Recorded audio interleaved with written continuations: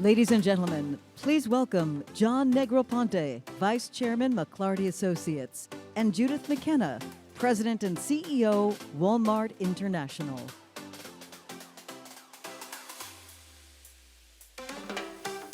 Good afternoon. I'm delighted this afternoon to welcome Judith McKenna, who is the CEO and President of Walmart International. She's been in that position since 2018, and even though it's only a part of Walmart overall, it's a huge enterprise in its own right.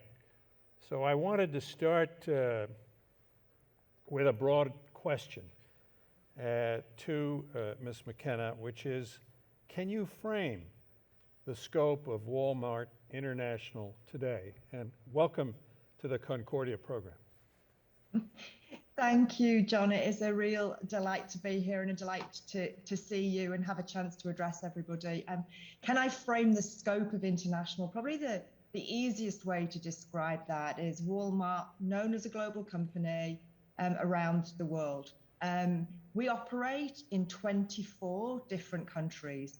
23 of them make up the international business. So we have a footprint, which is everything outside of the US operations. We operate out of 6 primary markets within that. So India, where we have 2 businesses, we have our Flipkart e-commerce business and our PhonePe payments and financial services business. China, Canada, Mexico, Africa, centered around South Africa, and then Chile as well. And in addition to that, we have a large global footprint with a global sourcing organization that serves the whole of Walmart, as well as a number of our partners around the world. The way we think about our business is really simple. It's strong local businesses powered by Walmart. And that means, healthy in the markets in which we operate, real focus on tailoring for the local customer and what is relevant for them and what they need at whatever point in their journey they're at. But the powered by Walmart is really all about the advantage that comes from being part of the overall Walmart family and the things that we can work on together to help the business to grow and be successful in the long term. I think that local relevance is really important, and anybody who is US based, of course, knows that there is a Walmart supercenter, maybe a neighborhood market and a Sam's Club. But around the world, we operate more than 40 different banners and several different businesses. I've mentioned everything from a payments business. In India, we have builders' warehouses, we have cash and carry stores, and every size of store that you can imagine between that. So you start to get a feel for just the variety of businesses that we operate, all, as I said, really with the local customer in mind and what's right for them. But in all of that, John, there is a common thread that binds us all. And if you went into any business and asked them what the vision is, we save people money to help them live better lives. And that started with Sam Walton many years ago, and I think has continued and continues to be one of the guiding lights for us as a business. Thank you for that. Can you tell us a bit about how the COVID pandemic impacted Walmart globally? What has it been like? How have you taken in what's going on, and how have you leveraged your presence in these markets to make a difference? Yeah, we could talk for the whole 15 minutes on how have you taken it all in. Gosh, what a journey for everybody. And my heart and our hearts go out to everybody who's been impacted in some way by the events of the last couple of years. This started, I mentioned we operate in China. This started way back towards the end of December for us, when our China team started to talk to us about they were having challenges in the Wuhan area and some of the things that were happening there. By the beginning of the February, we were tracking this with them. We were talking to them on a daily basis. They were telling us they'd set up crises, war rooms to deal with this. And we were getting all of that feedback and giving them as much support as we could. at the beginning of that February, we brought all of the CEOs together to Boston, actually, to talk about what the strategy looks like for the future, the next few years, those kind of things you do as a business at the beginning of a year. And our CEO from China, who couldn't join us, was on video. And he did a session for a couple of hours on what was happening there. And were this to become more of a global phenomena, the things that we should be conscious of. We went through this phase of thinking this can't possibly going to be broader than that. But let's be prepared for the worst. And we set everybody off to have plans. That was the start of it for us. And we leveraged everything we could from around the world, China first, then the UK. And it's things like, what PPE do you need to use for people? We switched our global sourcing supplies to find out how you source masks and how you sold like surgical gowns and those things, which we managed to get by mixing through the world to people that needed it most. We thought about how you keep our customers and associates safe in our stores. And we developed very quickly a 5-point framework of what the priorities were for us. Starts with your associates, make sure that they're safe and as well as you can keep them, because they need to look after your customers.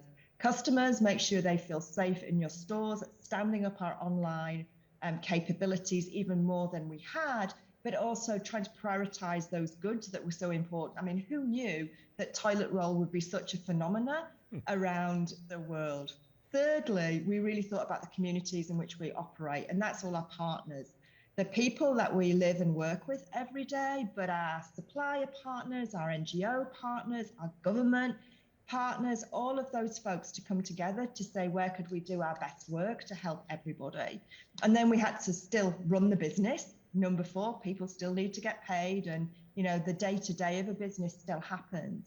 And then fifthly, we really started to pivot, John, to thinking about what could this mean for the future for us, and how are we going to respond to that, not in the moment, but in a more thoughtful way.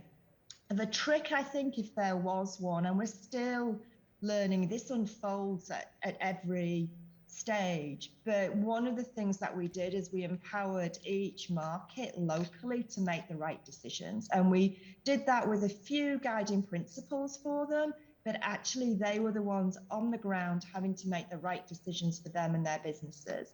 And whether it was in India, we have an institute called the Brithi Institute Academies, which helps small suppliers develop into being able to, sell their products into Flipkart or potentially even globally. We switched that program into how to be a digital business, how to take care of your people, how to make sure that they knew what to do in terms of this crisis happening. Or be it in Canada, where the team there stood up from nothing, the ability to be able to get groceries to hospitals for the workers there directly. So they were so stretched and they just wanted it to be easy and not have to worry about where they were going to get a meal from at the end of the day. So I give you those just to say this has been a journey, and it still has locally. The teams are really applying their knowledge about how to be good partners with everybody that Walmart touches in a market. So Walmart, and you've touched on this a little bit already, but Walmart has a physical retail and an online business. Can you talk a bit about the future?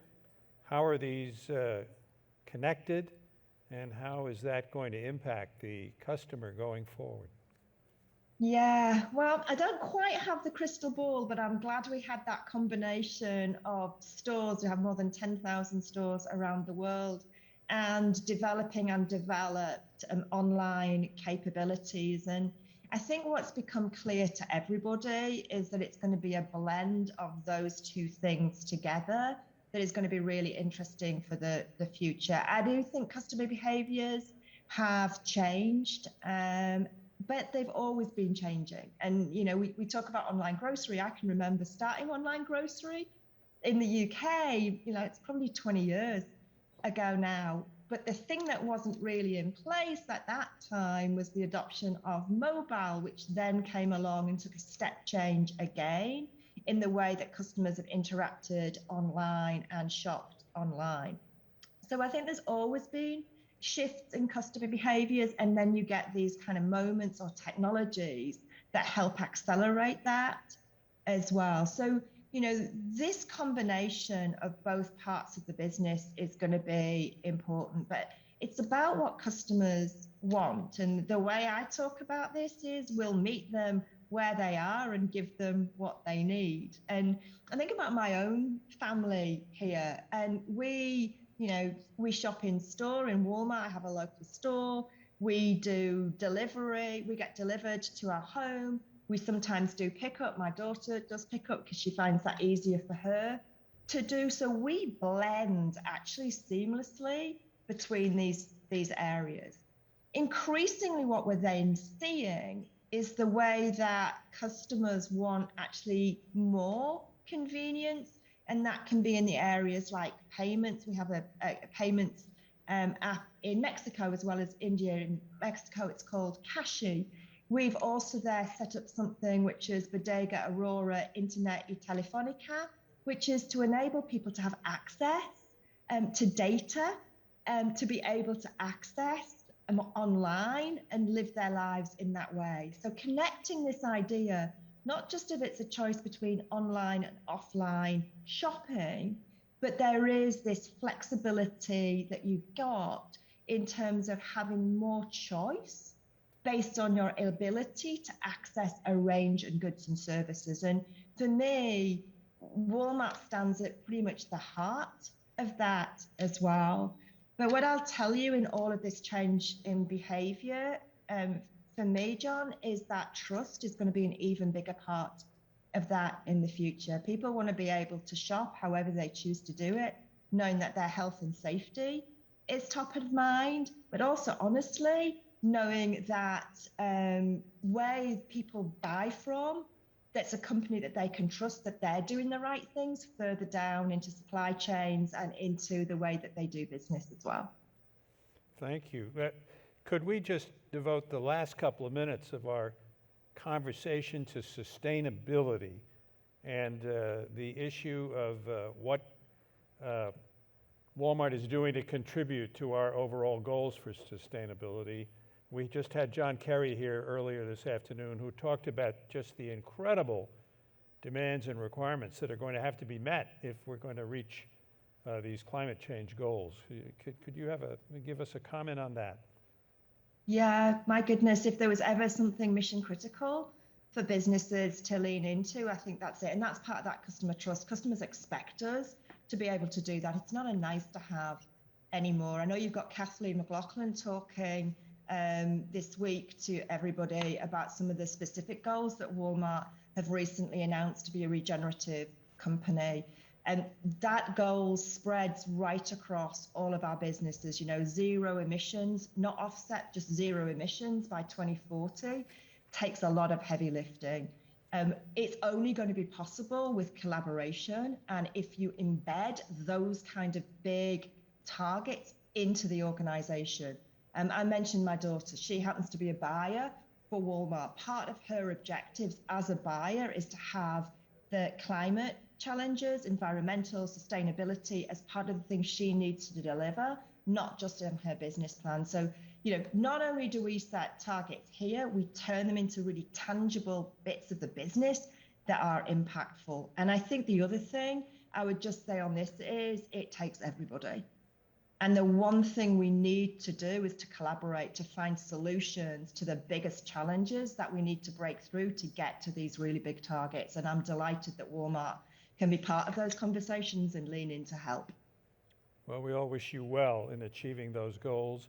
Please join me in thanking Judith McKenna for talking to us this afternoon on behalf of Walmart International. Thank you. Thank you.